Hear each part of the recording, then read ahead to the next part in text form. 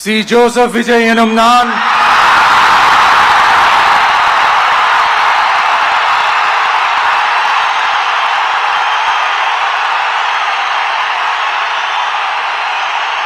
சட்டப்படி அமைக்கப்பெற்ற இந்திய அரசியல் அமைப்பின்பால் உண்மையான நம்பிக்கையும் மாறா பற்றும் கொண்டிருப்பேன் என்றும் இந்திய நாட்டின் ஒப்பில்லாத முழு முதல் ஆட்சியையும் ஒருமையையும் நிலை நிறுத்துவேன் என்றும் தமிழ்நாட்டு அரசின் முதலமைச்சராக உண்மையாகவும் உளச்சான்றின்படியும் என் கடமைகளை நிறைவேற்றுவேன் என்றும்